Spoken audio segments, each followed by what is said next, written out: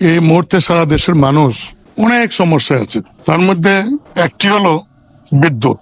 এই মৌসুমে সারা দেশে গ্রামে গঞ্জে 24 ঘন্টার মধ্যে কোথাও 12 ঘন্টা, কোথাও 8 ঘন্টা, আমার এলাকায় 5 ঘন্টা বিদ্যুৎ থাকে। মাসপিক আমরা জানি না, সরকার বলেছেন যে 28,000 বিদ্যুৎ উৎপাদনের ক্যাপাসিটি আছে, তাহলে বিদ্যুৎ গেল কোথায়? প্লিজ, লোডশেডিং হয় না, চ্যালেঞ্জ করলাম, লোডশেডিং হয় না গ্রামে, এগুলো বলবেন কেন? লোডশেডিং হয় না? আমি আমার এলাকার মানুষ, আমাকে বলেছে মাননীয় বিদ্যুৎ প্রতিমন্ত্রীকে দাওয়াত দিতে যে আমার এলাকায় একটা দিন থাকার জন্য, লোডশেডিং হয় কিনা দেখার জন্য।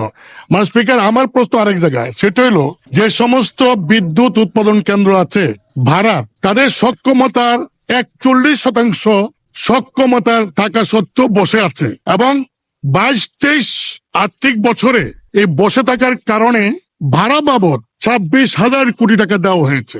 মানে স্পিকার, এর আগে এই পার্লামেন্টে গত অধিবেশন বলেছিলাম যে আমার এলাকায় প্রায় বিদ্যুৎ চলে যায়, মাননীয় বিদ্যুৎ প্রতিমন্ত্রী আমাকে চ্যালেঞ্জ করেছিলেন। আমি আজকে চ্যালেঞ্জ চাই না, আমি চাই উনি সশরীরে আমার এলাকায় একটু যাবেন, এই 2-4 দিনের মধ্যে একদিন, যে কয় ঘন্টা বিদ্যুৎ থাকে করিম মোস্তারাজ সহ গ্রাম এলাকার।